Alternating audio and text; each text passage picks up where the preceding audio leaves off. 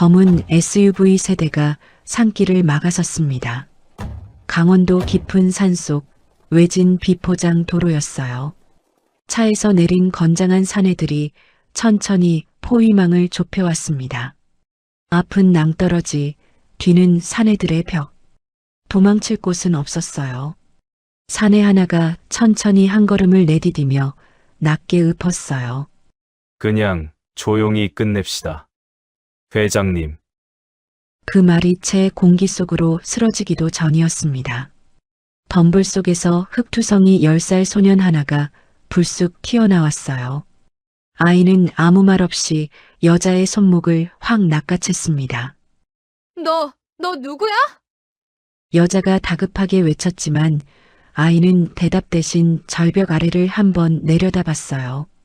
그러고는 눈 하나 깜짝하지 않고 아래로 함께 몸을 던졌습니다. 비명소리가 산속을 가르며 울려 퍼졌어요. 사연 시작 전 구독과 좋아요 눌러주시면 대박의 기운 팍팍 보내드릴게요. 지금 바로 시작합니다. 그날 아침 강서연의 휴대폰으로 문자 하나가 들어왔습니다. 발신자는 아버지의 오랜 법무팀장 박 변호사였어요. 내용은 짧았습니다. 선대 회장의 유원장 원본과 관련해서 드릴 말씀이 있습니다. 강원도 별장으로 와주십시오. 아무에게도 알리지 마십시오. 서연은 잠시 휴대폰을 내려다봤어요. 아버지가 돌아가신 지 벌써 2해가 지났습니다. 유원장은 이미 공증이 끝난 상태였어요. 세사원본이라니 석연찮은 구석이 없지 않았습니다. 그러나 박 변호사는 아버지가 30년을 곁에 두었던 사람이었어요. 그 사람이라면 믿어도 된다고 서연은 스스로를 다독였습니다. 비서실에는 오후 외부 일정이 있다고만 해두었어요. 경호원도 떼어냈습니다. 차도 혼자 몰았어요. 서울을 벗어나 강원도로 접어들수록 도로는 점점 좁아졌고 가드레일 하나 없는 산길이 구불구불 이어졌습니다. 창밖으로 울창한 침엽수림이 빠르게 스쳐 지나갔어요. 평소라면 아름답다고 느꼈을 풍경이었지만 그날따라 어딘가 음산하게 느껴졌습니다. 별장 입구에 도착했을 때 서연은 차 안에서 잠시 멈칫했어요. 관리인의 차가 없었습니다. 불도 꺼져 있었어요.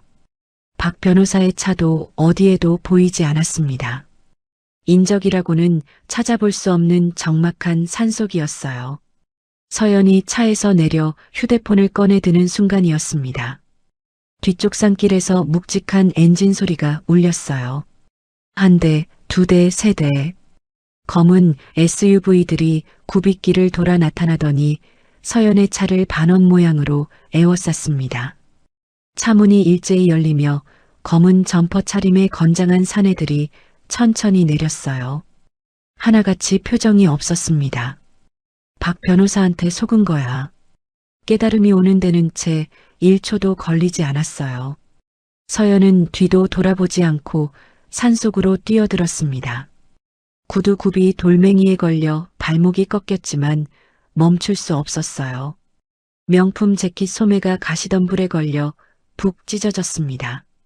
머리핀이 어디선가 빠져나가 머리카락이 얼굴을 덮쳤어요. 등 뒤로 사내들의 거친 발소리가 점점 가까워지고 있었습니다. 평생 회장실 카펫 위에서만 걷던 발이었어요. 운전기사가 모는 차 뒷좌석에 앉아보고서를 들여다보던 여자였습니다. 그 발이 지금 울퉁불퉁한 산비탈을 죽으림을 다해 내달리고 있었어요. 숨이 턱까지 차올랐습니다. 허벅지가 타들어가는 것 같았어요. 그래도 멈추면 안 된다는 것만은 알았습니다. 얼마나 달렸을까요? 더는 한 발짝도 내딛기 어렵다 싶던 순간 발 앞에서 길이 뚝 끊겼어요. 발끝 바로 아래로 까마득한 계곡이 펼쳐졌습니다. 흰 물보라를 일으키며 쏟아지는 폭포 소리가 귀를 먹먹하게 울렸어요. 한 발만 더 내디뎠다면 그대로 추락이었습니다. 앞은 낭떠러지였어요. 뒤에서는 사내들의 발소리가 바로 코앞까지 다가오고 있었습니다.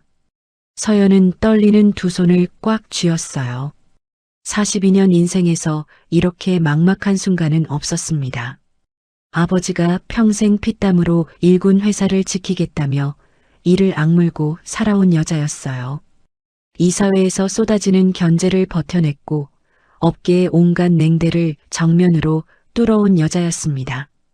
그런데 그 끝이 이름도 없는 강원도 산속 낭떠러지라니 이렇게 끝나는 건가? 그 생각이 스치던 바로 그 순간이었어요. 옆쪽 덤불이 바스락 흔들리더니 흑투성이 얼굴의 아이 하나가 불쑥 튀어나왔습니다. 10살이나 되었을까요? 헤어진 점퍼에 무릎이 뚫린 바지 차림이었어요. 그런데 그 작은 얼굴에는 두려움이 없었습니다. 아이의 눈이 서연을 보고 사내들을 보고 절벽 아래를 한번 훑었어요. 그러고는 말 한마디 없이 작은 손이 서연의 손목을 향해 천천히 뻗어왔습니다. 그 손을 잡아야 할지 말아야 할지 서연에게는 생각할 시간조차 없었어요. 사내들의 발소리가 바로 등 뒤까지 다가오고 있었으니까요. 사내 하나가 천천히 앞으로 나섰습니다. 검은 점퍼 차림에 두 손을 앞으로 모은 채 느릿느릿 걸어오는 그 걸음이 오히려 더 섬뜩했어요.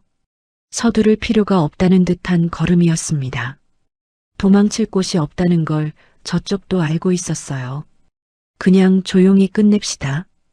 회장님, 낮고 건조한 목소리였습니다. 감정이라고는 한 톨도 없는 목소리였어요. 그 한마디가 공기 속으로 스며드는 순간 서연의 등줄기를 타고 얼음장 같은 기운이 쭉 끼쳤습니다. 저 말 한마디로 모든 것이 정해진 거였어요.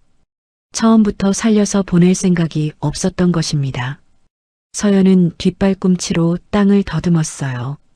한 발짝만 물러서면 그대로 낭떠러지였습니다. 발끝 아래로 쏟아지는 폭포 소리가 귀를 울렸어요. 현기증이 밀려왔습니다. 사내들이 반원을 그리며 천천히 거리를 좁혀왔어요. 왼쪽도 오른쪽도 막혀 있었습니다. 서연은 이를 악물었어요. 떨리는 건 다리였지 마음이 아니었습니다. 이렇게 당하고 싶지 않았어요. 아버지가 평생 일군 것을 저자들의 손에 넘겨주고 싶지 않았습니다. 그러나 몸이 말을 듣지 않았어요. 손끝이 파들파들 떨렸고 무릎이 꺾일 것 같았습니다. 바로 그 순간이었어요. 옆쪽 덤불이 거칠게 흔들리더니 흑투성이 소년 하나가 불쑥 튀어나왔습니다. 10살이나 되었을까요? 헤어진 점퍼에 무릎이 뚫린 바지 차림이었어요. 얼굴에는 흙이 덕지덕지 묻어 있었고 머리카락은 제멋대로 뻗쳐 있었습니다. 그런데 그 작은 눈에는 두려움이 없었어요. 사내들을 한번 훑어보고 절벽 아래를 내려다보고 서연을 바라보는 그 눈빛이 놀랍도록 차분했습니다. 아이는 아무 말도 하지 않았어요. 그냥 서연의 손목을 확 낚아챘습니다. 너 누구야? 서연이 다급하게 외쳤어요. 그러나 아이는 대답하지 않았습니다. 절벽 아래를 한 번 더 내려다보더니 서연을 향해 짧게 말했어요. 눈 감으세요. 그러고는 눈 하나 깜짝하지 않고 서연을 끌어당겨 계곡 아래로 함께 몸을 던졌습니다. 아, 이거나. 서연의 비명이 산속을 가르며 울려 퍼졌어요. 두 사람의 몸이 허공을 가르며 떨어졌습니다. 바람이 귀를 찢을 듯 울렸어요. 폭포의 굉음이 점점 가까워졌습니다. 서연은 눈을 질끈 감은 채 아이의 손을 잇는 힘껏 붙잡았어요. 쿵 하는 충격과 함께 차가운 물이 온몸을 덮쳤습니다. 계곡 물속으로 빨려 들어가는 순간 숨이 턱 막혔어요. 차갑고 어두운 물이 사방을 에워쌌습니다. 위인지 아래인지 알 수 없었어요. 그러나 손목을 잡은 작은 손이 놓이지 않았습니다. 그 손이 서연을 물 위로 끌어올렸어요. 폭포 뒤편 바위 그늘에 두 사람이 겨우 몸을 기댔습니다. 서연은 물을 컥컥 쏟아내며 숨을 몰아쉬었어요. 온몸이 떨렸습니다. 명품 재킷은 물에 흠뻑 젖어 너덜거렸고 구두는 한 짝이 어디로 사라졌어요. 절벽 위에서 사내들이 아래를 내려다보는 기척이 느껴졌습니다. 그러나 폭포 뒤편 바위 그늘은 위에서는 보이지 않는 자리였어요. 한참을 웅성거리던 소리가 이윽고 멀어졌습니다. 서연은 부들부들 떨리는 손으로 젖은 머리칼을 걷어냈어요. 그러고는 옆에 쪼그려 앉은 아이를 멍하니 바라봤습니다. 아이는 물에 흠뻑 젖은 채로도 태어났어요. 마치 이 모든 게 아무것도 아니라는 듯이 말입니다. 여기 있으면 안 보여요. 저 위에서 아이가 짧게 말했습니다. 그러고는 더 이상 아무 말도 하지 않았어요. 생면부지의 여자를 절벽 아래로 끌고 뛰어든 아이치고는 너무도 담담한 얼굴이었습니다. 서연은 그 작은 얼굴을 한참 들여다봤어요. 도대체 이 아이가 누구인지, 왜 나타난 건지 아무것도 알 수 없었습니다. 그러나 한 가지만은 분명했어요. 이 아이가 아니었다면 지금 이 자리에 살아있지 못했을 거라는 것을요. 아이는 서연의 손목을 다시 잡아 끌었습니다. 폭포 뒤편 바위 틈을 따라 좁은 길이 이어져 있었어요. 발을 잘못 디디면 바로 계곡으로 떨어질 만큼 아슬아슬한 바위길이었습니다. 그런데 아이는 그 길을 제 집 마당이라도 되는 듯 거침없이 걸었어요. 어디에 발을 딛고 어디를 잡아야 하는지 몸이 먼저 알고 있는 걸음이었습니다. 서연은 한 손으로 바위를 짚으며 아이의 뒤를 따랐어요. 구두 한 짝이 없는 발이 차가운 바위에 닿을 때마다 욱신거렸습니다. 젖은 옷이 몸에 달라붙어 한기가 파고들었어요. 이가 덜덜 맞부딪혔습니다. 한참을 걸어 들어가자 바위 뒤쪽으로 사람 하나가 겨우 비집고 들어갈 만한 굴입구가 나타났어요. 아이가 먼저 몸을 밀어 넣었습니다. 서연도 허리를 잔뜩 구부리고 안으로 들어갔어요. 생각보다 넓은 공간이 펼쳐졌습니다. 폭포 소리가 한결 멀어졌어요. 바람도 없었습니다. 습하긴 했지만 밖보다는 훨씬 나았어요. 아이는 굴 구석으로 가더니 익숙한 손놀림으로 무언가를 꺼내기 시작했습니다. 마른 나뭇가지와 돌멩이 몇 개였어요. 부싯돌을 맞부딪히는 소리가 두어 번 나더니 작은 불씨가 살아났습니다. 타닥타닥 불꽃이 번지며 굴 안이 주황빛으로 물들었어요. 서연은 그 불 앞에 쪼그려 앉았습니다. 떨리던 몸이 조금씩 가라앉았어요. 불빛에 비친 아이의 얼굴을 찬찬히 들여다봤습니다. 흙이 덕지덕지 묻은 얼굴이었어요. 눈썹 위에 작은 흉터가 하나 있었고 손마디는 어른처럼 거칠었습니다. 10살짜리 아이의 손이 아니었어요. 이름이 뭐야? 서연이 물었습니다. 아이는 불을 들여다보다가 짧게 대답했어요. 준이요. 여기서 혼자 사는 거야? 네. 더 이상의 말은 없었습니다. 준이는 다시 굴 구석으로 가더니 헝겊에 쌓인 것들을 하나씩 꺼냈어요. 바짝 말린 풀뿌리 몇 개와 작은 돌냄비 하나였습니다. 능숙한 손길로 풀뿌리를 으깨어 냄비에 넣고 계곡물을 채워 불 위에 올렸어요. 발목이요. 많이 부었어요. 준이가 말했습니다. 서연이 내려다보니 오른쪽 발목이 퉁퉁 부어 있었어요. 달리는 동안 꺾였던 발목이었습니다. 그때는 아드레날린에 아픈 줄도 몰랐는데 이제야 욱신거림이 느껴졌어요. 준이는 냄비에서 우러난 물을 식혀 서연의 발목에 천천히 부었습니다. 그러고는 품에서 꺼낸 넓은 잎사귀 몇 장을 발목에 대고 헝겊으로 돌돌 감았어요. 투박하지만 야무진 손길이었습니다. 이게 뭐야? 북이 가라앉는 풀이요. 할머니가 가르쳐줬어요. 할머니. 서연은 그 단어에 잠깐 멈칫했어요. 이 깊은 산속에 혼자 있는 아이에게 할머니가 있었다는 건데 지금은 어디에 있는 걸까요? 묻고 싶었지만 아이의 얼굴에서 그 이상 캐묻기 어려운 무언가가 느껴졌습니다. 냄비에서 구수한 김이 올라왔어요. 준이가 사발 하나를 꺼내 그 물을 담아 서연 앞으로 밀었습니다. 마시면 몸이 좀 녹아요. 서연은 두 손으로 사발을 감싸쥐었어요. 뜨끈한 온기가 손바닥을 타고 번졌습니다. 한 모금 넘기자 쓴 듯 달콤한 기운이 목을 타고 내려갔어요.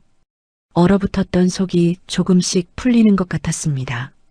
서연은 사발을 내려다보다가 문득 피식 웃음이 났어요. 평생 호텔 레스토랑과 수라상 같은 접대 자리만 다니던 여자였습니다. 그런데 지금은 이름도 모르는 산골 아이가 끓여준 풀뿌리물한 사발이 세상에서 가장 따뜻한 것처럼 느껴지고 있었어요. 불빛이 굴벽에 두 사람의 그림자를 길게 드리웠습니다. 밖에서는 폭포 소리가 낮게 울렸어요. 서연은 그 소리를 들으며 눈을 감았습니다. 오늘 하루 있었던 일들이 파도처럼 밀려왔어요.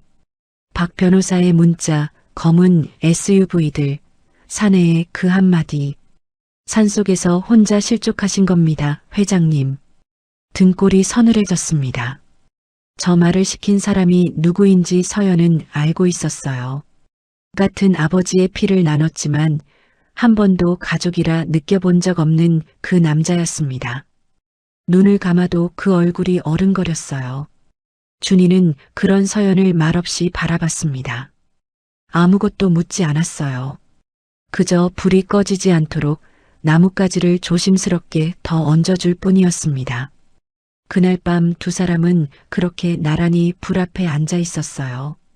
말은 오가지 않았습니다. 그래도 어쩐지 그 침묵이 불편하지 않았어요. 생면부지의 아이와 처음 보는 어른이 좁은 굴 안에서 같은 불빛을 마주하고 있었습니다. 그것만으로도 충분한 밤이었어요. 아침이 밝았습니다. 굴 밖으로 새소리가 들려왔어요. 폭포 소리는 밤새 한결같이 울렸는데 언제부터인가 그 소리가 자장가처럼 느껴졌습니다. 서연은 자신도 모르는 사이 잠들어 있었어요. 바위 바닥에 웅크린 채로 말입니다. 평생 최고급 호텔 침대에서만 자던 여자였는데 그날 밤은 이상하게도 깊이 잠들었습니다. 눈을 떴을 때 준이는 이미 굴 밖으로 나가고 없었어요. 서연은 천천히 몸을 일으켰습니다. 발목은 여전히 욱신거렸지만 어젯밤보다는 한결 나았어요. 준이가 감아준 헝겊이 아직 단단히 묶여 있었습니다. 얼마쯤 지났을까요? 준이가 굴 안으로 들어왔어요. 손에는 풀뿌리 몇 개와 산열매가 한 줌 쥐어져 있었습니다. 아침에 이거 드세요. 그리고 오늘은 여기 있어야 해요. 저 위에 아직 사람들이 있을 수 있어요. 서연은 고개를 끄덕였습니다. 준이는 풀뿌리를 다듬기 시작했어요. 그 손길을 바라보던 서연이 천천히 입을 열었습니다. 내가 뭐 도울 거 없어? 준이가 잠깐 서연을 올려다봤어요. 그러더니 불 쪽으로 턱을 까딱했습니다. 불 꺼지지 않게 나뭇가지 넣어주세요. 별것 아닌 부탁이었어요. 그런데 서연은 잠시 멈칫했습니다. 나뭇가지를 불에 넣는 일을 평생 한 번도 해본 적이 없었어요. 회장실에서 보고서를 검토하고 이사회에서 칼날 같은 결정을 내리던 여자였습니다. 그런데 나뭇가지 하나 앞에서 어떻게 해야 할지 몰라 손이 머뭇거렸어요. 서연은 굴 구석에 쌓인 나뭇가지를 집어 조심스럽게 불 위에 얹었습니다. 그런데 불이 확 살아나기는커녕 연기만 피어오르다 픽 꺼질 듯 약해졌어요. 당황한 서연이 나뭇가지를 한 개 더 얹었습니다. 그러자 이번엔 연기가 굴 안으로 확 퍼져 눈으로 쏟아졌어요. 콜록, 콜록. 서연이 눈물을 찔끔거리며 손으로 연기를 헤쳤습니다. 준이가 슬쩍 다가와 나뭇가지 배치를 조용히 바꿔주었어요. 그러자 불씨가 금세 살아나며 환하게 타올랐습니다. 젖은 나무 넣으면 연기 나요. 마른 거 골라야 해요. 준이의 말투는 여전히 짧고 건조했어요. 그런데 이상하게 타박하는 느낌이 없었습니다. 그냥 사실을 알려주는 것 뿐이었어요. 서연은 손등으로 눈가를 훔쳤습니다. 얼굴에 검댕이 묻은 것도 몰랐어요. 준이가 냄비에 물을 올리며 말했습니다. 죽 끓이는 거 해보실 수 있어요? 산열매 넣고 저으면 돼요. 서연은 냄비를 받아들었습니다. 죽이라고 해봐야 물에 열매를 넣고 젓는 일이었어요. 할 수 있을 것 같았습니다. 서연은 조심스럽게 산열매를 냄비에 털어넣고 나뭇가지로 천천히 저었어요. 그런데 젓다 보니 냄비가 너무 뜨거워 손이 달아올랐습니다. 자꾸 한쪽으로 기울어지는 냄비를 붙잡으려다 손등을 살짝 데었어요. 서연이 낮게 앓는 소리를 냈습니다. 준이가 얼른 다가와 서연의 손을 살폈어요. 그러더니 말없이 차가운 바위에 손을 대게 했습니다. 많이 되셨어요? 아니, 괜찮아. 서연이 손사래를 쳤어요. 그러나 준이는 그 손을 한동안 바위에 붙잡아 두었습니다. 어른처럼 야무진 손길이었어요. 죽이 완성됐습니다. 서연이 사발에 담아 준이 앞에 내밀었어요. 준이는 한 숟갈 떠입에 넣더니 잠시 아무 말이 없었습니다. 서연이 긴장해서 바라봤어요. 맛있어요. 딱 3글자였습니다. 그런데 준이는 그 말을 하고 사발을 바닥까지 싹싹 비웠어요. 더 달라는 말도 없이 그냥 다 먹었습니다. 서연은 그 모습을 보며 가슴 한구석이 이상하게 뜨끈해지는 걸 느꼈어요. 평생 어마어마한 접대 자리에서 산의 진미를 대접해 왔습니다. 그런데 자신이 직접 만든 것을 누군가 이렇게 남김없이 먹어주는 걸 본 건 처음이었어요. 고작 산열매 죽 한 사발이었는데 말입니다. 준이는 사발을 내려놓고 다시 풀뿌리를 다듬기 시작했어요. 마치 당연한 하루인 것처럼 말입니다. 서연은 그런 아이를 한참 바라봤습니다. 도대체 이 아이는 어떻게 여기서 혼자 살고 있는 걸까요? 할머니라고 했는데 지금은 어디에 있는 걸까요? 묻고 싶은 말이 많았지만 서연은 참았어요. 아직은 때가 아닌 것 같았습니다. 굴 밖에서 바람이 한번 크게 불었어요. 불꽃이 출렁였다가 다시 잠잠해졌습니다. 서연은 이번엔 제대로 마른 나뭇가지를 골라 불 위에 살며시 얹었어요. 불이 환하게 살아났습니다. 준이가 힐끗 쳐다보더니 아무 말 없이 다시 고개를 숙였어요. 그런데 그 입꼬리가 아주 살짝 올라간 것 같기도 했습니다. 그날 저녁이었습니다. 준이가 캐온 약초를 다듬던 서연은 문득 굴 구석에 놓인 낡은 배낭을 발견했어요. 헝겊이 여기저기 뜯어지고 끈이 한쪽만 남아있는 배낭이었습니다. 그 옆에 반듯하게 개어진 낡은 담요 하나가 놓여 있었어요. 이게 이 아이의 전부인 것 같았습니다. 서연은 조심스럽게 물었어요. 준이야, 여기서 산 지 얼마나 됐어? 준이는 약초를 다듬던 손을 멈추지 않았습니다. 한 1년쯤요. 혼자? 네. 서연은 잠시 말을 잃었어요. 10살짜리 아이가 1년을 이 깊은 산속에서 혼자 살았다는 게 쉽게 믿어지지 않았습니다. 그런데 준이의 손길을 보면 거짓말이 아니라는 걸 알 수 있었어요. 불을 다루는 솜씨, 약초를 고르는 눈, 계곡 물기를 손바닥처럼 꿰고 있는 것까지 하루아침에 생기는 능력이 아니었습니다. 할머니는? 준이의 손이 잠깐 멈췄어요. 그러더니 다시 천천히 움직이기 시작했습니다. 작년 겨울에 돌아가셨어요. 짧은 대답이었지만 그 안에 담긴 무게가 예사롭지 않았어요. 서연은 더 캐묻지 못했습니다. 준이는 약초 한 줌을 손바닥 위에 올려놓고 냄새를 맡더니 냄비에 넣었어요. 능숙하고 조용한 손길이었습니다. 한참 침묵이 흘렀어요. 준이가 먼저 입을 열었습니다. 스스로 말을 꺼내는 건 처음이었어요. 할머니가 많이 아프셨어요. 근데 병원을 못 갔어요. 돈이 없어서요. 서연은 조용히 들었습니다. 제가 산에서 약초 캐다 다려드렸는데 그게 다였어요. 할머니가 약초 이름이랑 쓰는 법을 다 가르쳐 주셨거든요. 그게 없었으면 저도 진작에 못 버텼을 거예요. 준이의 목소리는 담담했어요. 그런데 그 담담함이 오히려 듣는 사람의 가슴을 더 아리게 만들었습니다. 할머니가 돌아가시고 나서요. 준이가 잠깐 말을 멈췄어요. 불씨가 타닥하고 튀었습니다. 사흘을 옆에 있었어요. 어디로 가야 할지 몰라서요. 할머니 손이 차갑게 굳어가는데 저는 그냥 거기 있었어요. 서연의 눈에서 뜨거운 것이 차올랐습니다. 참으려 했는데 참아지지 않았어요. 10살짜리 아이가 홀로 감당했을 그 사흘의 무게가 느껴지는 것 같았습니다. 그래서 산에 남은 거야? 할머니가 여기 묻혀 계세요. 못 떠나겠더라고요. 서연은 아무 말도 할 수 없었어요.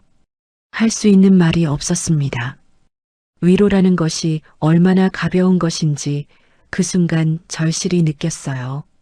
준이는 냄비를 불에서 내리며 말을 이었습니다.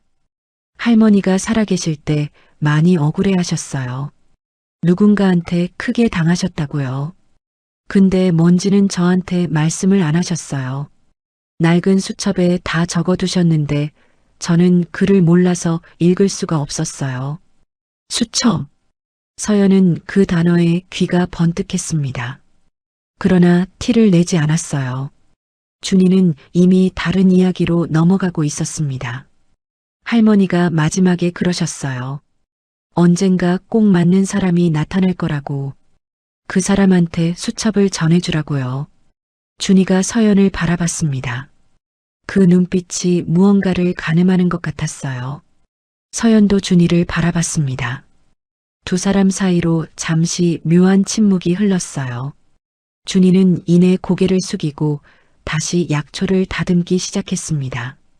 더 이상 아무 말도 하지 않았어요. 서연은 흔들리는 불빛을 바라봤습니다. 할머니가 억울하게 당했다는 말, 낡은 수첩, 맞는 사람에게 전해주라는 유언. 머릿속에서 무언가가 천천히 맞물려가는 것 같았어요. 그런데 아직은 선명하게 잡히지 않았습니다. 굴 밖에서 바람이 길게 울었어요. 준이가 말없이 불 위에 나뭇가지를 하나 더 얹었습니다. 불꽃이 환하게 살아나며 두 사람의 얼굴을 따뜻하게 비췄어요. 서연은 그 온기 속에서 아이를 가만히 바라봤습니다. 이 아이가 자신 앞에 나타난 것이 과연 우연이었을까요? 그 생각이 자꾸만 마음 한구석을 두드렸습니다. 아침부터 하늘이 흐렸습니다. 준이는 여느 때처럼 동이 트기도 전에 굴을 나섰어요. 서연이 눈을 떴을 때는 이미 아이의 자리가 비어 있었습니다. 불씨만 꺼지지 않게 나뭇가지가 가지런히 얹혀 있었어요. 잠들기 전에 준이가 해둔 것이었습니다. 서연은 불 앞에 앉아 준이를 기다렸어요. 1시간이 지났습니다. 2시간이 지났어요. 준이는 돌아오지 않았습니다. 평소 같으면 이 시간이면 약초를 한 알을 안고 돌아올 때였어요. 서연은 굴 입구를 서성이다 밖으로 고개를 내밀었습니다. 흐린 하늘 아래 산은 조용했어요. 바람만 낮게 울었습니다. 이 산을 혼자 찾아 나서야 하나. 서연은 잠시 망설였어요. 발목은 아직 완전히 낫지 않았습니다. 저 위에 사내들이 아직 있을지도 몰랐어요. 그러나 준이가 걱정되는 마음이 그 모든 것을 눌렀습니다. 서연은 굴 밖으로 나섰어요. 바위 길을 더듬어 폭포 옆을 빠져나오자 산비탈이 펼쳐졌습니다. 구두 한 짝이 없는 발로 돌밭을 걷는 게 쉽지 않았어요. 발바닥이 돌에 찍혔지만 멈추지 않았습니다. 준이가 약초를 캐러 다닌다던 절벽 쪽 바위지대를 향해 천천히 올랐어요. 한참을 헤맨 끝이었습니다. 절벽 아래 좁은 바위턱에 준이가 쓰러져 있었어요. 한쪽 다리가 어색한 각도로 꺾여 있었습니다. 까만 풀뿌리를 캐려고 절벽을 오르다 발을 헛디딘 것이 분명했어요. 이마에는 피가 맺혀 있었습니다. 의식은 있었지만 얼굴이 창백하게 질려 있었어요. 서연의 가슴이 철렁 내려앉았습니다. 준이야, 정신 차려. 나야. 서연이 아이의 뺨을 가볍게 두드렸어요. 준이가 가늘게 눈을 떴습니다. 다리가 움직이질 않아요. 목소리가 가늘었어요. 언제나 담담하던 아이의 목소리가 처음으로 흔들렸습니다. 서연은 재킷을 벗어 아이의 몸 위에 덮었어요. 그러고는 주저없이 그 작은 몸을 들쳐 업었습니다. 가벼웠어요. 너무 가벼워서 오히려 가슴이 아팠습니다. 1년을 산속에서 버텨온 아이인데 이렇게 가볍다니.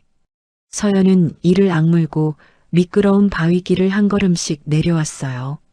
발목이 욱신거렸지만 느낄 겨를이 없었습니다. 굴로 돌아온 서연은 준이를 담요 위에 조심스럽게 내려놓았어요. 이마의 상처를 옷자락을 찢어 닦아냈습니다. 그러고는 준이가 늘 써오던 약초들을 들여다봤어요. 어느 게 어느 건지 하나하나 떠올렸습니다. 며칠 동안 준이가 쓰는 걸 옆에서 지켜봤던 것들이었어요. 피를 맑게 하는 건 이거였고 북이 가라앉히는 건 저거였지. 서연은 손을 떨며 약초를 골랐습니다. 자신이 없었어요. 그러나 아이 옆에 손 놓고 있을 수만은 없었습니다. 냄비에 물을 붓고 불 위에 올렸어요. 약초를 넣고 저으면서 준이가 늘 하던 대로 냄새를 맡아봤습니다. 비슷한 것 같기도 하고 아닌 것 같기도 했어요. 준이가 가늘게 눈을 뜨고 서연을 바라봤습니다. 왼쪽 거 좀 더 넣어요. 뿌리째 있는 거요. 서연이 얼른 찾아 넣었어요. 준이가 다시 눈을 감았습니다. 약이 완성됐어요. 서연은 식혀서 한 숟갈씩 준이의 입에 흘려 넣었습니다. 아이의 숨소리가 조금씩 고르게 가라앉았어요. 다리에 약초를 붙이고 헝겊으로 단단히 감았습니다. 준이가 자신의 발목에 해줬던 그대로였어요. 밤이 깊어갔습니다. 서연은 준이 곁을 지켰어요. 이마에 땀을 닦아주고 불이 꺼지지 않도록 나뭇가지를 얹어줬습니다. 주고받는 사람이 뒤바뀐 밤이었어요. 며칠 전까지 서연이 봤던 자리에 이제는 준이가 누워 있었고 준이가 하던 자리에 서연이 앉아 있었습니다. 새벽녘에 준이가 눈을 떴어요. 곁에서 꾸벅 졸던 서연이 화들짝 깨어 아이의 얼굴을 살폈습니다. 준이는 멍하니 서연을 바라보더니 작게 중얼거렸어요. 저 때문에 고생하셨죠. 무슨 고생? 당연한 거지. 서연이 퉁명스럽게 대꾸했습니다. 그러나 목소리 끝이 조금 떨렸어요. 준이는 그걸 눈치챘는지 더 이상 아무 말도 하지 않았습니다. 그냥 가만히 서연의 얼굴을 바라봤어요. 그 눈빛이 며칠 전과 달랐습니다. 처음 만났을 때 그토록 차갑고 낯설던 눈빛에 어느새 조금씩 온기가 배어들고 있었어요. 준이의 다리가 조금씩 나아가던 어느 날이었습니다. 서연이 굴 안을 정리하다가 준이의 낡은 배낭 옆에 헝겊에 쌓인 무언가를 발견했어요. 집으려다 멈췄습니다. 남의 물건을 함부로 건드리는 건 아니었어요. 그러나 헝겊 사이로 삐져나온 모서리가 눈에 밟혔습니다. 오래되고 낡은 수첩이었어요. 준이가 밖에서 기어 들어오며 그 시선을 알아챘습니다. 할머니 거예요. 준이가 짧게 말했어요. 서연은 손을 걷었습니다.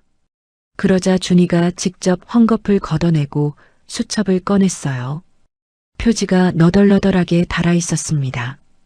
누군가 오랫동안 손에 쥐고 살았던 흔적이 역력했어요. 글을 몰라서 못 읽는다고 했잖아요. 준이가 수첩을 서연 앞으로 내밀었습니다. 읽어주실 수 있어요?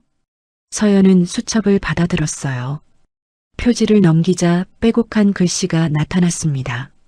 손이 많이 떨렸는지 글씨가 군데군데 흔들려 있었어요.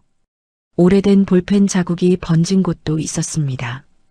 그러나 한자 한자 또렷하게 눌러 쓴 흔적이 느껴졌어요. 쓰는 사람의 간절함이 종이 위에 그대로 배어 있었습니다. 서연은 천천히 읽어 내려갔어요. 처음 몇 장은 약초 이름과 쓰임새였습니다. 준이에게 가르쳐 준 것들이었어요. 그 다음 장부터 내용이 달라졌습니다. 날짜와 함께 짧은 문장들이 이어졌어요. 읽어 내려가던 서연의 손이 어느 지점에서 멈췄습니다. 거기에 이름 하나가 적혀 있었어요. 강태준. 서연의 눈이 그 이름 위에 멎었습니다. 심장이 한 박자 늦게 뛰는 것 같았어요. 계속 읽었습니다. 내용은 이랬어요. 몇 해 전 할머니가 살던 마을 일대 땅이 개발 사업에 포함됐는데 주민들이 제대로 된 보상을 받지 못한 채 쫓겨났다는 것이었어요. 그 사업을 뒤에서 밀어붙인 사람이 강태준이었습니다. 할머니는 끝까지 버티다 보상금 한 푼 받지 못하고 손자 하나만 데리고 산속으로 올라왔던 것이었어요. 수첩에는 그것만이 아니었습니다. 강태준이 선대회장 말년에 접근해 유언장을 조작했다는 정황도 적혀 있었어요. 할머니의 아들, 그러니까 준이 아버지가 그 회사에서 일하다 그 낌새를 눈치채고 쫓겨났다는 내용도 있었습니다. 아버지는 그 직후 사고로 세상을 떠났어요. 수첩에는 그게 사고가 아닐 수 있다는 할머니의 의심도 떨리는 글씨로 적혀 있었습니다. 서연은 수첩을 읽는 내내 숨을 참고 있었어요. 다 읽고 나서도 한동안 아무 말도 할 수 없었습니다. 손이 가늘게 떨렸어요. 무릎 위에 수첩을 올려놓은 채 눈을 감았습니다. 아버지 회사였어요. 아버지가 평생 일군 그 회사에서 벌어진 일이었습니다.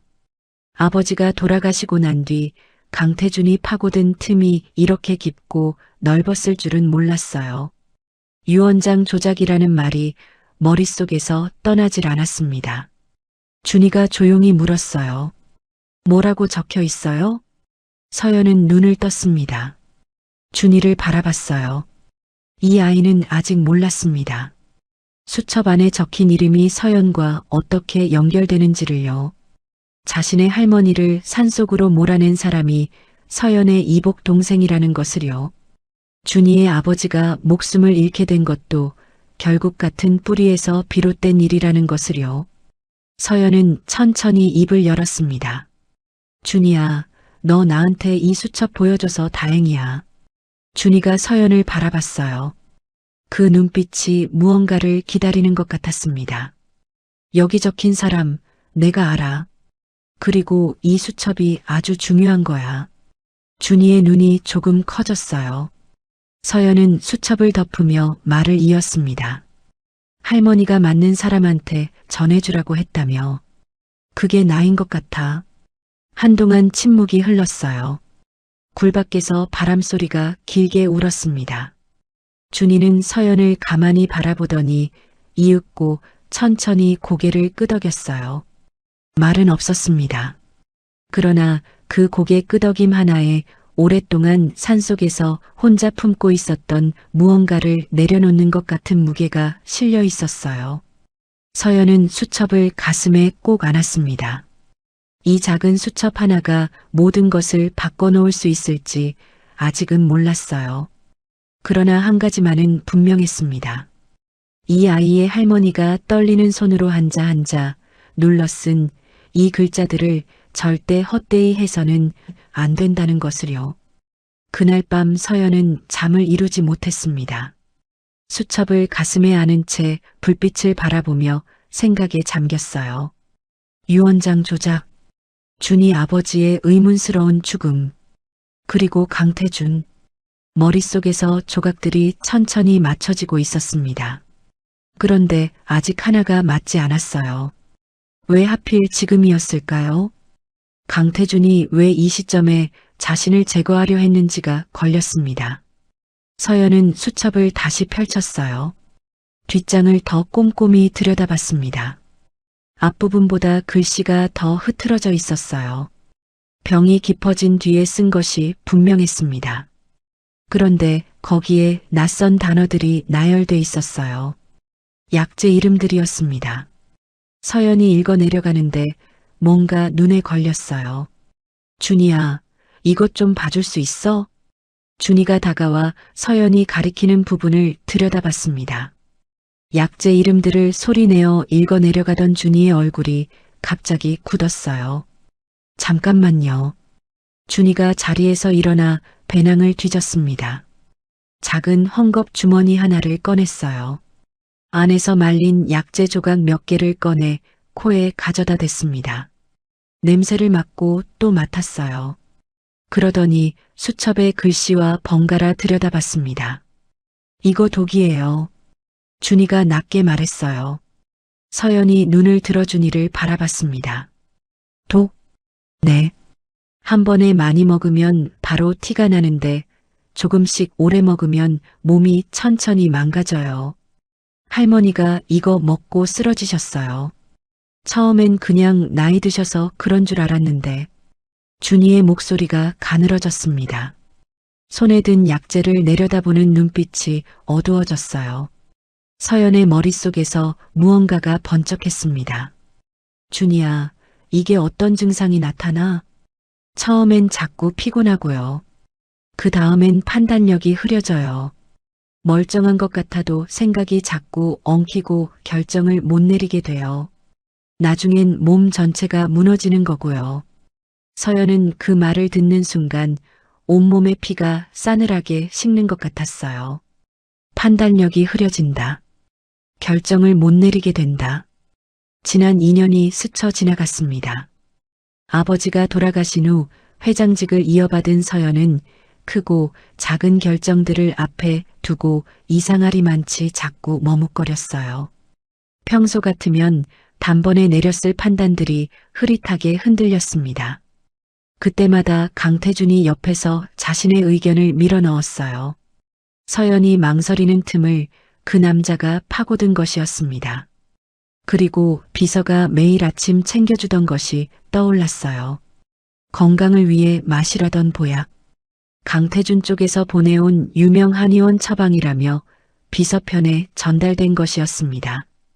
냄새가 쓰고 텁텁해서 마시기 싫었는데 몸에 좋다기에 억지로 넘겼던 그것이었어요. 준이야. 서연의 목소리가 떨렸습니다. 이게 매일 조금씩 오래 먹으면 어떻게 돼? 준이가 서연의 얼굴을 한참 들여다봤어요. 그러더니 조용히 물었습니다. 혹시 쓰고 텁텁한 거 매일 드셨어요? 몸에 좋다고 누가 챙겨준 거요? 서연은 대답하지 못했어요. 대답할 수가 없었습니다. 준이가 천천히 말을 이었어요. 오래 드셨으면 지금도 몸 어딘가 이상한 데 있을 거예요. 자꾸 피곤하거나 결정하기 어렵거나요. 서연의 두 손이 부들부들 떨려왔습니다. 슬픔인지 분노인지 모를 뜨거운 것이 가슴 밑바닥에서 울컥 치밀어 올랐어요. 2년이었습니다. 2년 동안 매일 아침 그것을 마셨어요. 몸에 좋다고 믿으며 한 방울도 남기지 않고 다 비웠습니다. 그러는 사이 자신의 판단력이 서서히 무너져가고 있었던 것이었어요. 강태준은 처음부터 계획했던 것이었습니다. 서연을 직접 건드리지 않고 안에서부터 천천히 무너뜨리는 방식으로요. 회장이 스스로 판단력을 잃어가도록 만들어 놓고 그 틈을 파고들어 회사를 조금씩 장악해 나가는 것이었어요. 그리고 마지막에는 이렇게 산속으로 불러내 흔적도 없이 지워버리려 했던 것이고요. 다 그 사람 짓이었어. 서연이 낮게 뱉었습니다. 목소리에 떨림이 없었어요. 슬픔을 지나 단단한 무언가로 굳어버린 목소리였습니다. 준이는 그런 서연을 말없이 바라봤어요. 아이의 눈빛에 무언가가 어렸습니다. 할머니를 잃게 만든 것도 아버지를 잃게 만든 것도 지금 이 여자를 이 산속까지 몰아붙인 것도 결국 한 사람에게서 비롯된 일이었어요. 준이가 수첩을 집어들었습니다. 그러고는 품속 깊이 집어넣었어요. 말은 하지 않았습니다. 그러나 그 행동 하나가 모든 것을 말해주고 있었어요. 이 수첩을 끝까지 지키겠다는 것을요. 그리고 그 안에 담긴 진실을 반드시 세상에 드러내겠다는 것을요. 굴 밖에서 바람이 거세게 불었습니다. 불꽃이 크게 출렁였다가 다시 잠잠해졌어요. 두 사람은 한동안 아무 말 없이 같은 불빛을 바라봤습니다. 말이 필요 없었어요. 이미 같은 것을 향하고 있었으니까요. 결심이 선 건 그날 밤이었습니다. 서연은 불빛을 바라보며 오랫동안 생각했어요. 이대로 산속에 숨어 있을 수도 있었습니다. 강태준이 자신을 죽은 것으로 알고 있는 지금 조용히 몸을 피해 살아갈 수도 있었어요. 그러나 그러면 안 된다는 걸 알았습니다. 강태준이 저 자리에 버티고 있는 한 아버지가 평생 일군 회사는 그 남자의 손에 완전히 넘어갈 것이었어요. 그리고 준이의 할머니처럼, 준이의 아버지처럼 억울하게 당하는 사람이 또 생겨날 것이 불 보듯 뻔했습니다. 서연은 천천히 입을 열었어요. 준이야, 나 내려가야겠어. 준이가 서연을 바라봤습니다. 놀란 기색은 없었어요. 이미 알고 있었다는 듯한 눈빛이었습니다. 언제요? 내일 아침 일찍. 준이는 잠시 무릎을 내려다봤어요. 그러더니 고개를 들고 조용히 물었습니다. 저도 같이 가면 안 돼요? 서연은 그 말에 가슴이 한번 내려앉았어요. 이 아이를 저 아래 세상으로 데려가는 것이 맞는 일인지 확신이 서지 않았습니다. 위험할 수도 있었어요. 강태준이 아직 서울에 버티고 있는 한준이도 안전하지 않을 수 있었습니다. 그러나 준이의 눈빛이 흔들리지 않았어요. 두려움이 아니라 단단한 무언가가 그 눈 안에 자리하고 있었습니다. 위험할 수 있어. 알아요. 그래도 가겠어? 준이가 품속에서 수첩을 꺼내 보였어요. 그러고는 다시 품속 깊이 집어넣었습니다. 말 대신 그것으로 대답을 대신했어요. 이 수첩을 제 손으로 끝까지 전하겠다는 것이었습니다. 서연은 한참을 준이를 바라봤어요. 그러다 천천히 고개를 끄덕였습니다. 이튿날 새벽이었어요. 두 사람은 동이 트기 전에 굴을 나섰습니다. 준이는 배낭에 약초 몇 가지와 수첩을 챙겼어요. 서연은 남은 한 짝의 구두를 벗어 배낭에 넣고 맨발로 땅을 디뎠습니다. 차가운 흙이 발바닥에 닿았어요. 폭포 소리를 등지고 산을 내려가기 시작했습니다. 준이가 앞장섰어요. 어디가 안전하고 어디가 위험한지 이미 몸으로 알고 있는 걸음이었습니다. 서연은 그 뒤를 따랐어요. 산을 내려오는 내내 두 사람은 말이 없었습니다. 그러나 불편한 침묵이 아니었어요. 같은 곳을 향하고 있다는 것을 서로 알고 있는 침묵이었습니다. 산 아래로 내려올수록 나무 사이로 도로가 보이기 시작했어요. 문명의 소리가 들려왔습니다. 자동차 소리, 멀리서 들려오는 사람들의 웅성거림. 준이는 그 소리에 잠깐 걸음을 멈췄어요. 태어나서 산 아래 세상을 제대로 가보지 못한 아이였습니다. 서연이 먼저 손을 내밀었어요. 준이가 그 손을 잡았습니다. 절벽에서 처음 손을 맞잡던 그날처럼요. 그러나 지금은 달랐어요. 그때는 살기 위해 잡은 손이었다면 지금은 함께 나아가기 위해 잡은 손이었습니다. 산을 완전히 벗어나 도로에 올라섰을 때 서연은 지나가는 차를 세웠어요. 행색이 말이 아니었습니다. 찢어진 재킷에 맨발이었어요. 그러나 서연의 눈빛은 흔들리지 않았습니다. 산속에 들어올 때와는 전혀 다른 눈빛이었어요. 차 안에서 준이는 창밖을 내다봤습니다. 나무와 산만 보다가 처음 보는 건물들과 도로가 눈앞에 펼쳐지자 입을 살짝 벌린 채 시선을 떼지 못했어요. 그 모습이 어찌나 어린아이 같던지 서연은 저도 모르게 입가에 미소가 번졌습니다. 무섭지 않아? 서연이 물었어요. 준이가 창밖을 보다가 짧게 대답했습니다. 절벽에서 뛰어내리는 것보다는 덜 무서워요. 서연이 피식 웃었어요.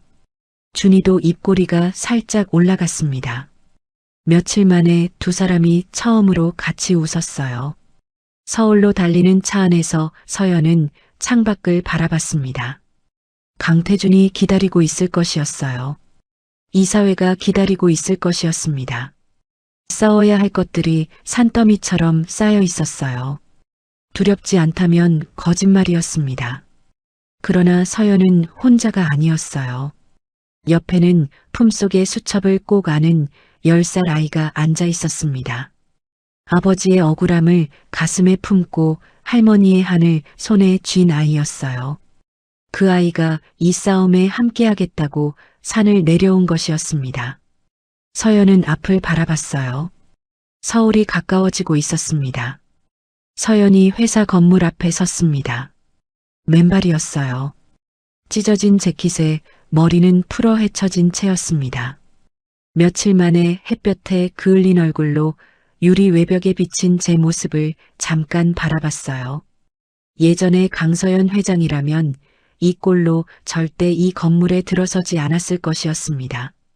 그러나 지금은 달랐어요. 이 행색이 부끄럽지 않았습니다. 준이가 옆에 섰어요. 배낭을 등에 맨 채 건물을 올려다봤습니다. 산속 동굴과는 비교도 안 되는 으리으리한 건물이었어요. 그런데 준이는 주눅이 든 기색이 없었습니다. 그냥 담담하게 서 있었어요. 들어가요? 준이가 먼저 물었습니다. 서연이 고개를 끄덕였어요. 로비에 들어서자 직원들이 일제히 굳어버렸습니다. 죽었다는 소문이 돌던 회장이 맨발로 나타났으니 그럴 만도 했어요. 웅성거림이 번졌습니다. 누군가 황급히 어딘가로 전화를 걸었어요. 서연은 아랑곳하지 않았습니다. 엘리베이터를 타고 곧장 이사회층으로 올라갔어요. 오늘 임시 이사회가 열린다는 걸 알고 있었습니다.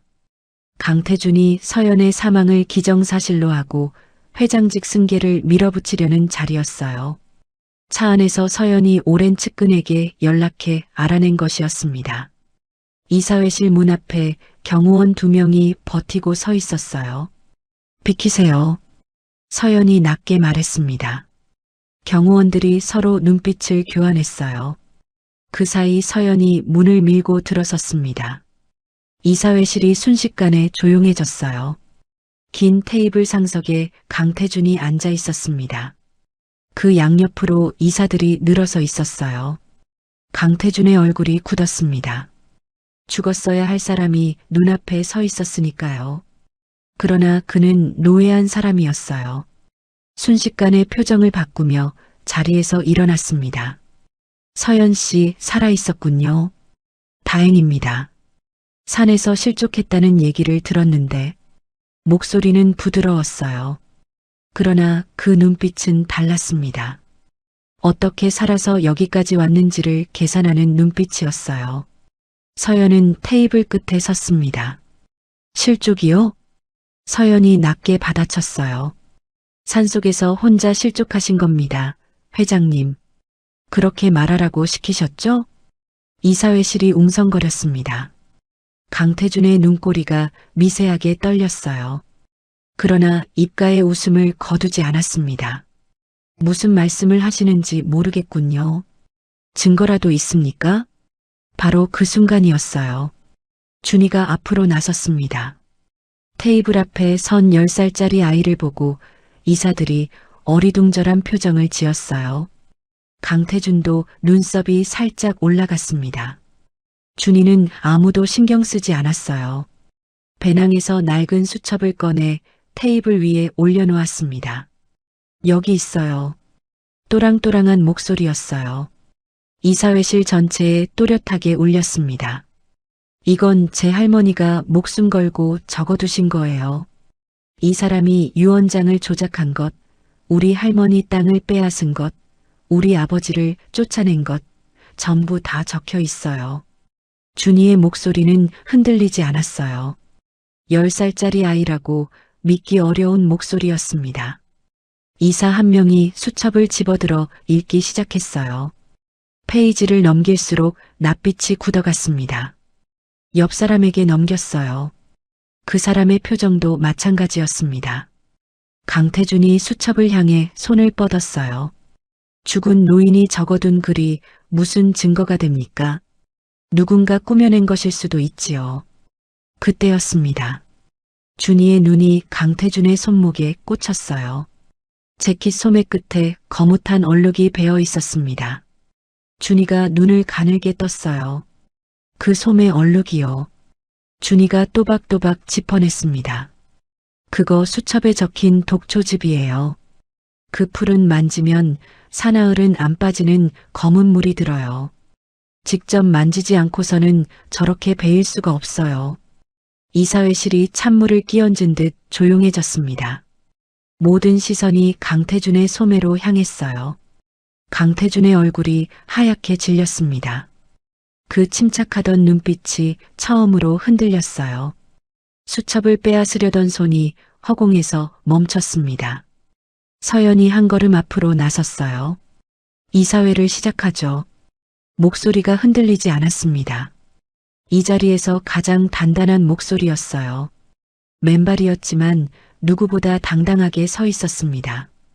강태준이 뒤로 물러서려는 순간 문이 열리며 경찰이 들어섰어요. 서연의 측근이 이미 손을 써둔 것이었습니다. 강태준의 양팔이 붙잡혔어요. 그제야 그 단단하던 얼굴이 무너지기 시작했습니다. 끌려나가는 강태준의 뒷모습을 바라보는 준이의 눈에서 굵은 눈물이 뚝 떨어졌어요. 소리는 내지 않았습니다.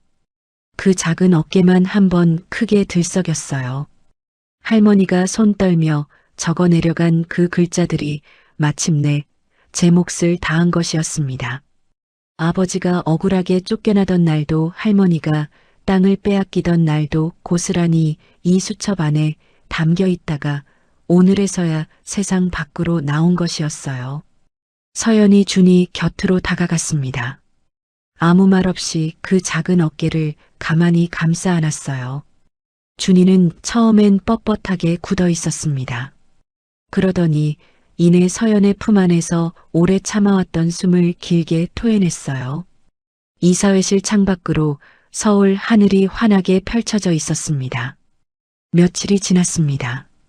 강태준은 구속됐어요. 유언장 조작과 배임, 그리고 서연에 대한 위해 혐의까지 죄목이 하나씩 더해졌습니다. 오랫동안 그 뒤에서 아들을 조종해온 생모도 결국 수사를 피하지 못했어요. 수십 년을 공들여 쌓아온 것들이 낡은 수첩 한 권 앞에서 하루아침에 무너진 것이었습니다. 회사는 서연의 손으로 돌아왔어요. 그러나 서연의 마음은 이사회실이 아니라 다른 곳에 가 있었습니다. 집무실 소파에 앉아 창밖을 내다보는 준이었어요. 서울에 온 뒤로 준이는 서연의 집에 머물고 있었습니다. 처음엔 모든 게 낯설어 보이던 아이였어요. 폭신한 침대보다 마룻바닥이 편한지 밤이면 이불을 들고 거실 바닥에 내려와 잠들었습니다. 산의 진미가 올라오는 식탁보다 서연이 손수 끓인 된장국 한 그릇을 더 좋아했어요. 서연은 준이에게 모든 것을 해주고 싶었습니다. 좋은 학교, 좋은 집, 아무것도 부족하지 않은 삶. 이 아이가 겪어온 결핍을 전부 채워주고 싶었어요. 당연한 마음이었습니다. 이 아이가 없었다면 지금 자신이 이 자리에 없었을 테니까요. 어느 날 저녁 서연이 준이를 집무실로 불렀어요. 준이야, 나한테 올래? 준이가 서연을 바라봤습니다. 좋은 학교 보내줄게.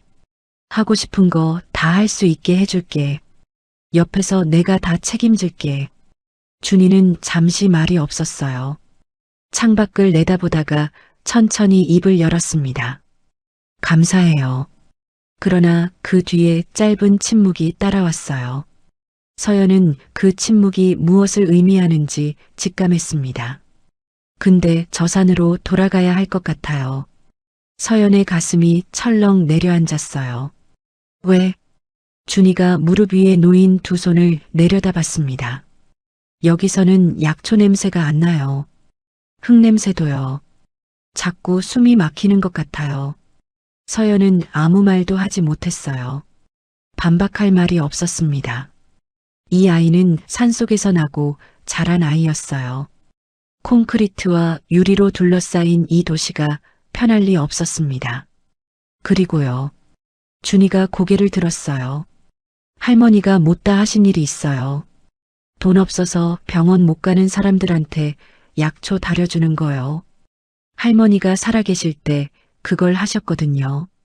저도 그거 하고 싶어요. 서연의 눈에서 뜨거운 것이 차올랐습니다. 이 아이 앞에 부와 안락함을 다 내밀었는데 아이가 원하는 건 그게 아니었어요. 흙 묻은 손으로 사람을 살리는 일이었습니다. 할머니가 걷던 그 길을 자기 발로 걷고 싶다는 것이었어요.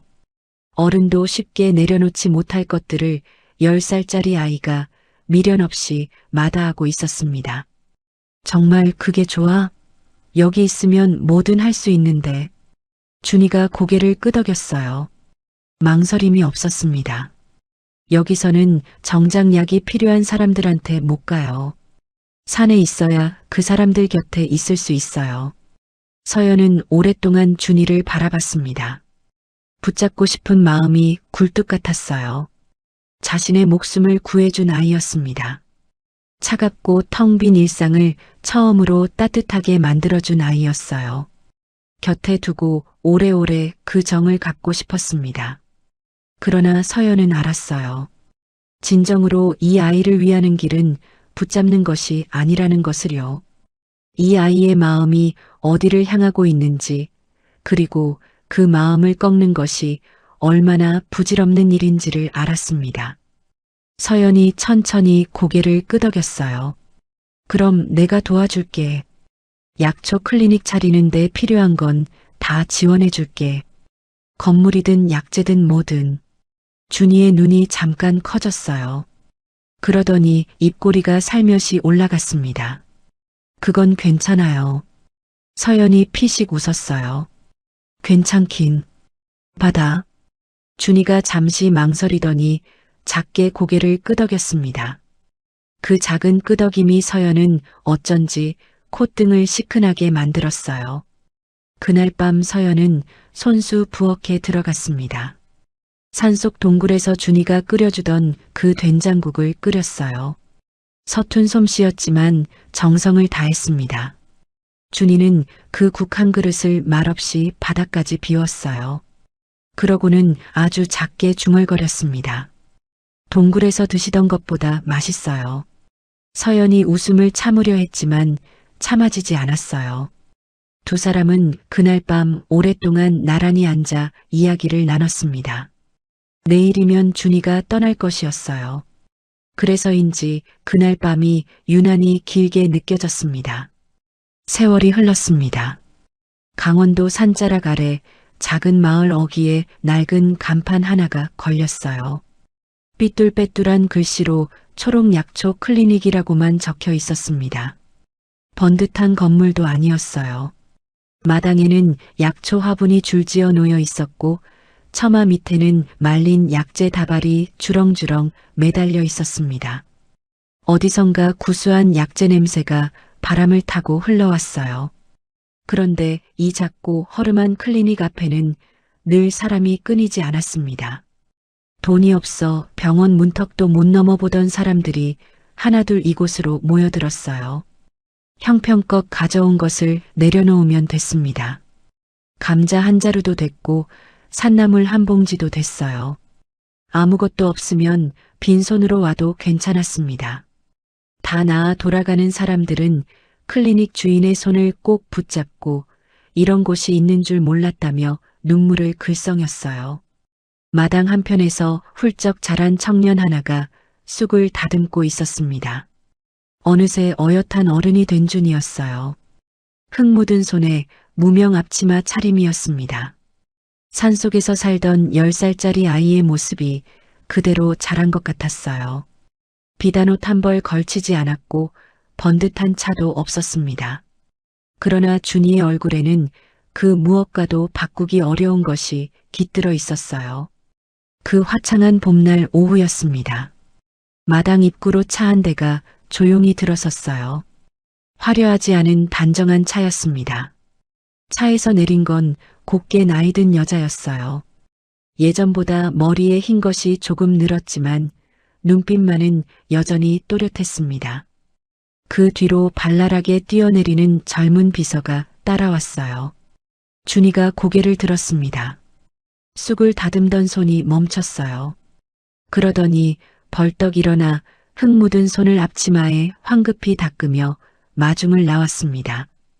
왜 연락도 없이 오세요? 준이가 퉁명스럽게 말했어요. 그러나 그 입꼬리는 올라가 있었습니다. 서연이 마당을 천천히 둘러봤어요. 화분마다 약초가 탐스럽게 자라 있었습니다. 처마 및 약재 다발에서 구수한 냄새가 흘러나왔어요. 마당 구석에는 아직 진료를 기다리는 사람들이 옹기종기 앉아 있었습니다. 잘 되고 있네. 서연이 낮게 말했어요. 그냥저냥요. 준이가 머쓱하게 뒷머리를 극적였습니다. 그러면서도 눈빛은 자랑스러움을 감추지 못했어요. 서연은 클리닉 안으로 들어갔습니다. 약재가 가지런히 정리된 선반, 손때 묻은 작은 책상, 그리고 벽 한쪽에 액자도 없이 그냥 걸어둔 낡은 수첩 한 권. 서연의 시선이 그 수첩에 머물렀어요. 아직도 저기 걸어뒀네. 할머니 거잖아요. 준이가 짧게 대답했습니다. 그것으로 충분한 이유였어요. 서연은 수첩 앞으로 천천히 다가갔습니다. 손을 뻗어 가만히 표지를 쓸었어요. 거칠고 낡은 감촉이 손끝을 타고 전해졌습니다. 표지를 살며시 넘겼어요. 맨 첫 장이었습니다. 한쪽에는 삐뚤빼뚤한 어린아이 글씨로 할머니라고 적혀 있었어요. 준이가 처음 글을 배우던 시절 서툰 손으로 눌러 쓴 글씨였습니다.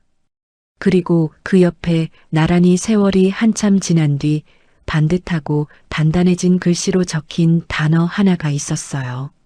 서연. 두 글자의 글씨체가 달랐습니다. 하나는 어린아이의 서툰 손이, 다른 하나는 다 자란 어른의 단단한 손이 적은 것이었어요. 그 사이에 흐른 긴 세월이 두 글자 모양 속에 고스란히 담겨 있었습니다. 서연은 그 두 글자를 한참 바라봤어요. 아무 말도 나오지 않았습니다. 두 눈에서 뜨거운 것이 차올라 소리 없이 뺨을 타고 흘러내렸어요. 언제 적은 거야, 이거? 서연이 겨우 물었습니다.